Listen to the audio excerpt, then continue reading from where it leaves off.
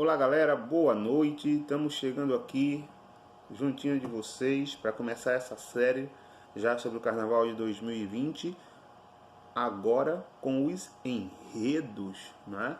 Começando hoje a nossa série de enredos, análise dos enredos de 2020 pelo grupo de acesso, né? E aí eu vou explicar a vocês como é que vai funcionar, mas antes se inscreve no canal, certo? Se inscreve, dá aquele like, aquela curtida no vídeo, deixa seus comentários aí, dá um joinha e impulsiona aí o nosso trabalho. Como é que vai ser feito? Como todos os anos. O Neto metendo a língua bem metidinha. Mentira, vamos lá.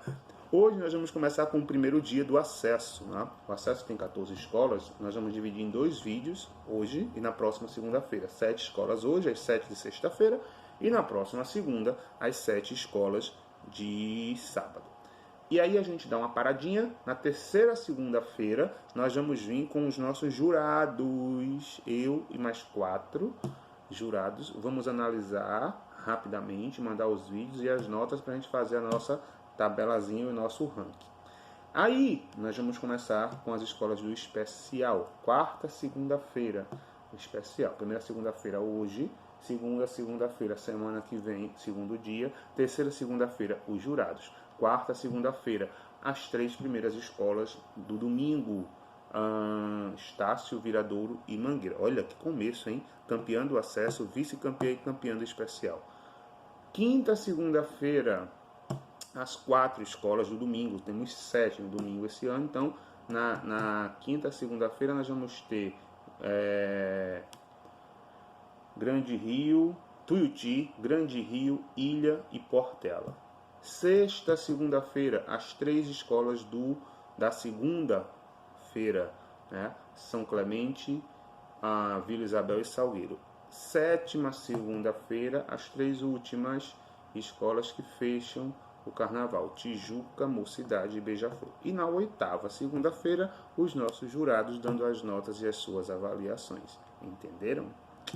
E eu quero chamar a atenção de vocês que a gente vai lançar um quadro bacana aqui, né? Que quadro é esse? A gente tem muita história de carnaval, muita coisa bacana de carnaval que acontece.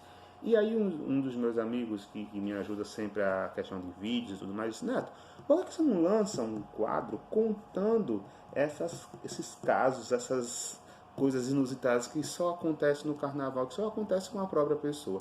E aí nós vamos contar aqui várias coisas que já aconteceram no carnaval, que a gente vivenciou e que no final valem boas risadas. Lendas e mistérios do carnaval. Não perca, tá chegando, vocês vão gostar. É cada história, minha gente, tem cada coisa, é cada badauê. Tem, já vou logo dando um aviso. Por exemplo, se você não quiser ter história para contar, por exemplo, não chega atrasado em dia de desfile no setor 3. É briga na certa. Vou contar aqui.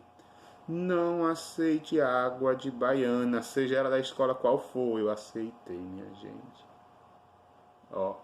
Vou contar aqui também, certo? Fica atento aí que quando a gente terminar os enredos, a gente vem com essa sériezinha pra gente dar umas risadas de boas histórias que o carnaval nos proporciona, certo? Então hoje, se prepara aí, porque hoje nós vamos ter as seguintes escolas aqui: Vigário Geral, Rocinha, Ponte, Porto da Pedra, Cubango, Jacarepaguá, Renascença de Jacarepaguá e o Império Serrano.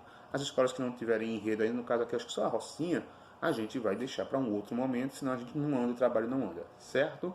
Mas vamos começar. Vigário Geral vem aí. Fui! Então, acadêmicos do Vigário Geral, Carnaval 2020, a escola que deu o maior bafafá quando subiu, né? E vai contar a história do conto do Vigário, o que na verdade não muda muito o processo de ascensão dela, né? Parece que está fazendo uma auto-homenagem aí, apesar de ser uma auto-homenagem, Vigário Geral, né? Mas ela vai contar o próprio conto do Vigário, né? Se assemelha um pouco a São Clemente em alguns aspectos, e gostei muito da forma como a sinopse foi descrita, porque ela é toda em primeira pessoa. Então você se intitula aquele que foi o vigarista, aquele que foi quem... E tem uma dubiedade aí muito bacana, porque você é o que né, causa a avaria e você também é o que sofre a avaria. Né? Você é o que leva vantagem e você é o que é saqueado.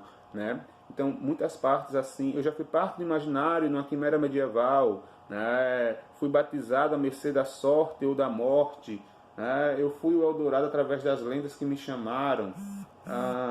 Então, assim, eu fui à terra dos tolos que vieram em busca da reluzente vil metal. Né? Passei séculos testemunhando os contos que contavam por aí. Ou seja, ela vai passando por momentos onde você é o bem e o mal. Você é o que faz e o que sofre a situação. É interessante, porém, em dados momentos me deu um certo nó na cabeça em entender que lado, que postura, que posição a escola está tomando. Eu sou o próprio vigarista ou eu sou aquele que sofre o conto do vigário? Né? Me deixou em alguns momentos um pouco interrogação. A escrita é muito simples, né? Sem muitas dificuldades, a prosa muito bem contada, né? E ela nos leva diretamente ao nosso país, né? Ela termina dizendo que ela é o Brasil, né? Eu sou o Brasil, esse grande conto, contado e atualizado constantemente. E hoje, no palco da fantasia, no delírio da alegria, em que dizem ser possível esquecer o que faz na minha gente tanto mal, cá estou eu a fazer parte de mais um conto do seu carnaval. Nem no final ela consegue se posicionar em dizer o que ela é, né? Se ela é o bem ou o mal. Na verdade, ela é um personagem dessa prosódia toda que é o conto do vigário. Eu achei um pouco superficial dentro da proposta do enredo. Eu achei que em alguns momentos ela tenta ser histórica, em outras ela tenta ser lúdica, em alguns momentos ela fica bem abstrata e ficou meio misturadinho, né? Ficou meio misturadinho, faltou uma coisa mais encaixada aí.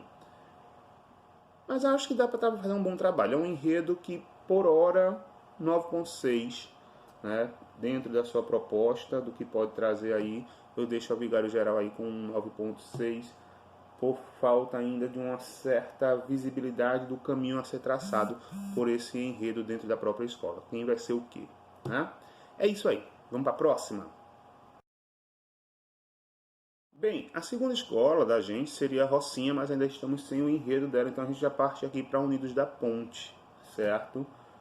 Elos da Eternidade. Então, a proposta que a Ponte traz parte de um preceito de que o homem, né, o ser humano, está sempre atrás da busca da eternidade, de ser eterno, de ser, né, virar semente, de ser eterno mesmo. E ela se apoia na questão do samba, né? Em alguns momentos ela se deixa bem claro ali que o elo da eternidade com o samba pode se tornar fixo, né? E trazer essa ideia porque é obra, e obra é imortal, fica para todos os tempos.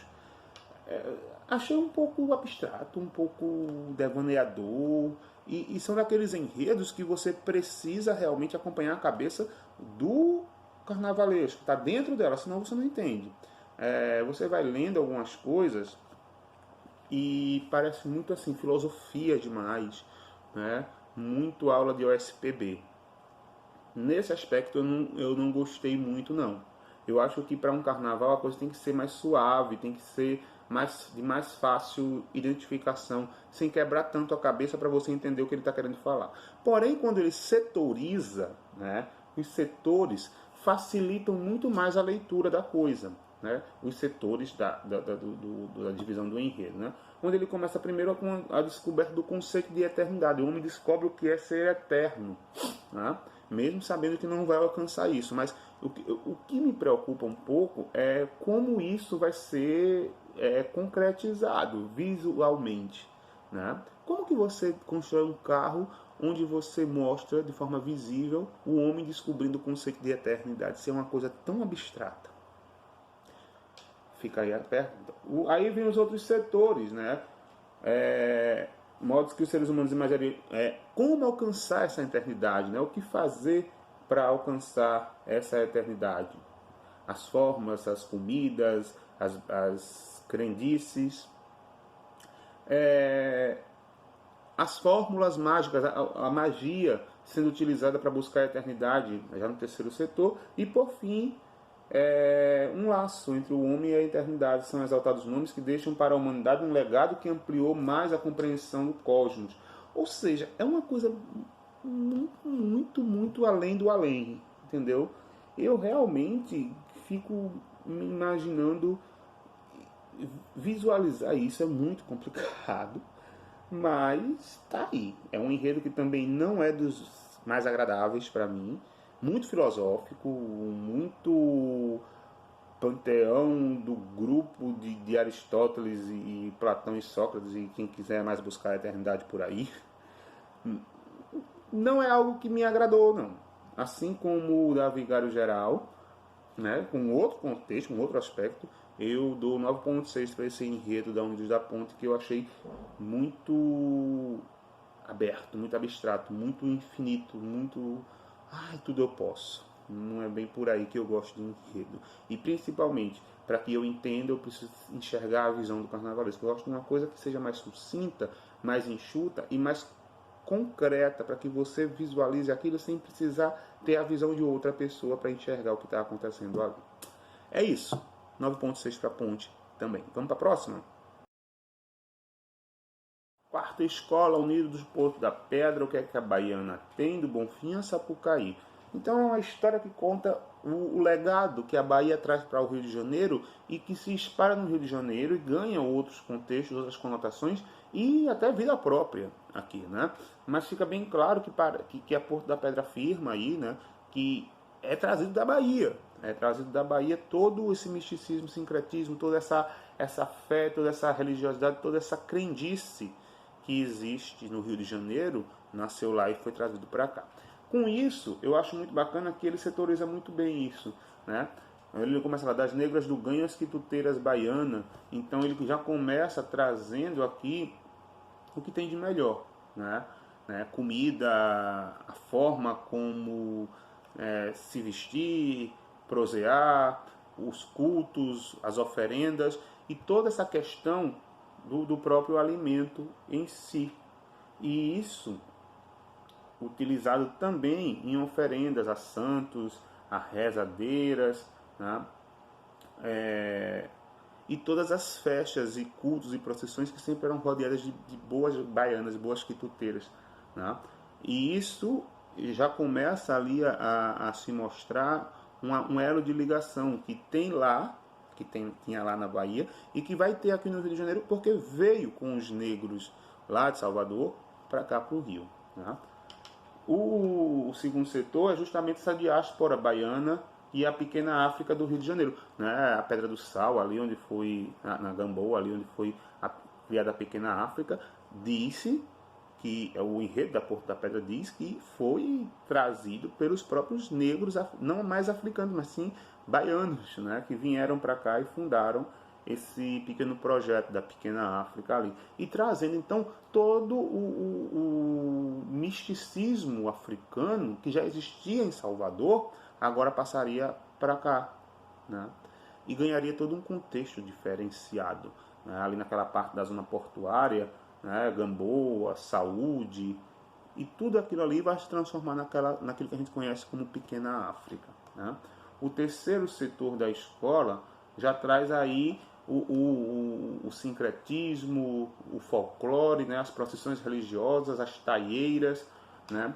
É a chegada da formação cultural africana no Rio de Janeiro.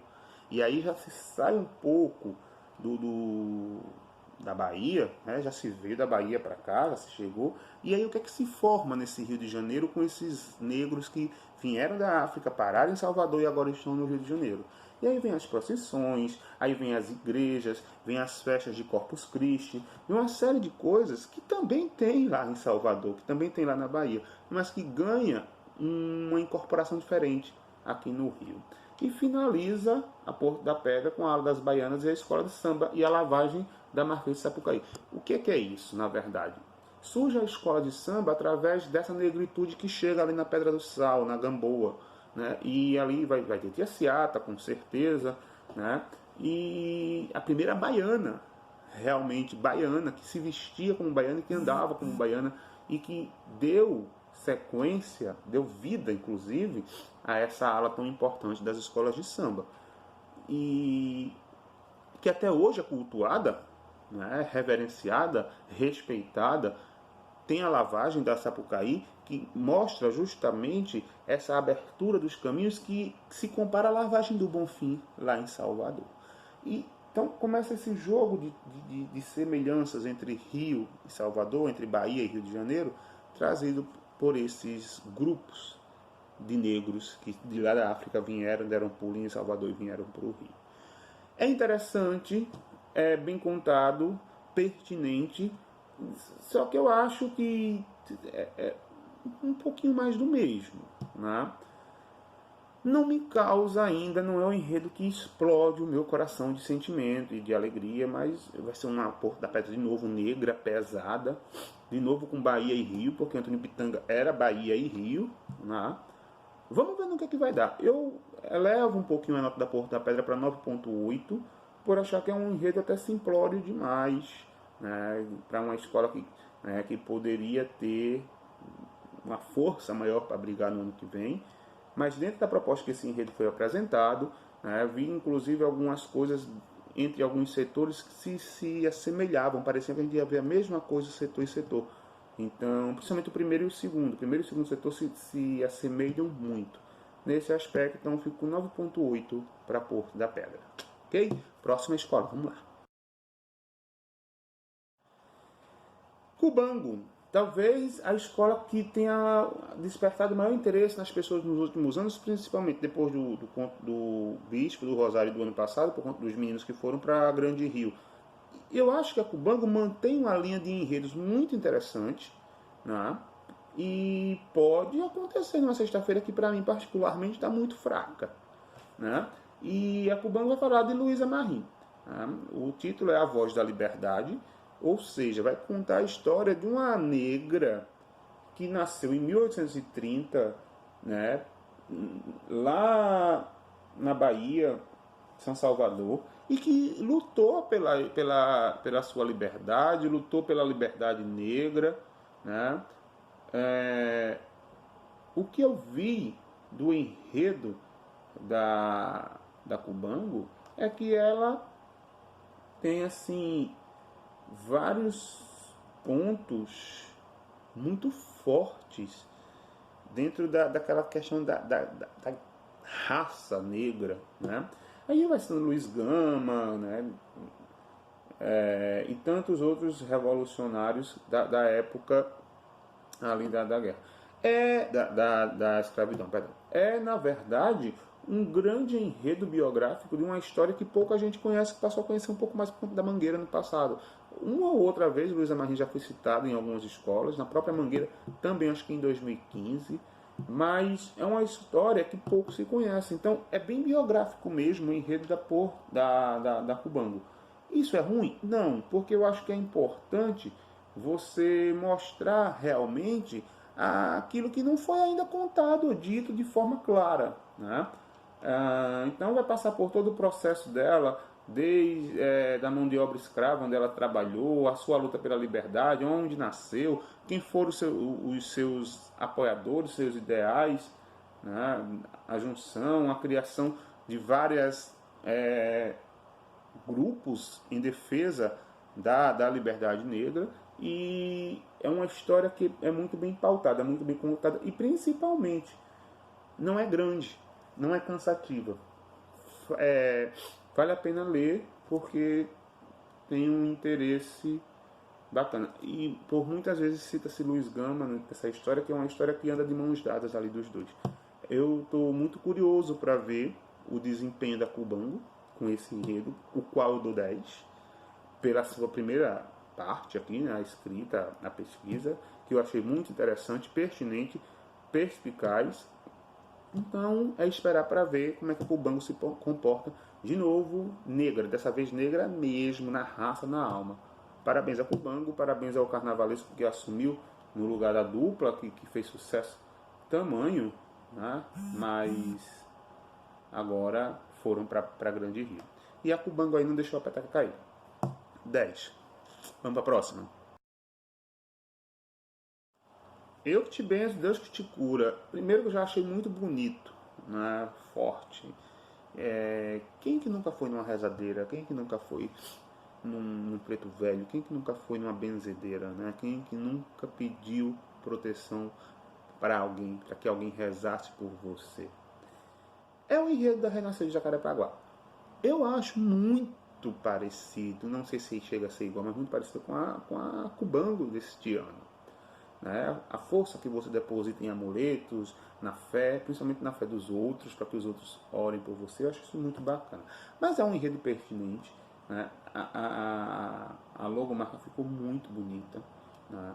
E Dona Odília, uma das rezadeiras mais antigas, se não a mais antiga do país, estava lá, inclusive, benzendo algumas das fantasias que já saíram ainda a renascer. Gostei muito. Acho que o enredo conta a história da bênção, a história da proteção, conta muito bem, de maneira muito lúcida, muito clara. A renascer não ficou com delongas, né? E são os cultos através de santos, através dos guias, através da fé religiosa e da mistura do sincretismo ali, ora com folhas, ervas da religião indígena, também da religião africana, juntando com a religião católica, e tudo aquilo que você consegue se agarrar, se ater, para que você consiga proteção. Isso é muito bacana, gostei muito. É o poder da oração em prol do outro. E principalmente ele enfatiza aí justamente esse elo, esse ícone de quem reza, de quem traz daqui para aqui, né? Do poder para você, né? O elo, né? Como Dona Odília. Eu achei muito bacana, achei um enredo muito interessante. Só espero que a Renascer faça um carnaval visual bonzinho, pelo menos, porque está na hora de parar de ser só samba. Mas é um belo enredo, bem escrito, muito bem tratado, gostoso de ler, já li umas 3 vezes. E nota 10, para mim é nota 10. Um 10 com um sentimento bom, porque você vê que é um processo que muita gente recrimina, critica, mas que é tão bom quando você lê que existem pessoas que ainda olham por você, né? Acho que a mensagem do enredo é muito bom. E o título, Eu que te benzo, Deus que te cura, para mim é muito forte. Achei muito bacana esse enredo da Renascer de Jacarepaguá. Vamos lá, para a última escola.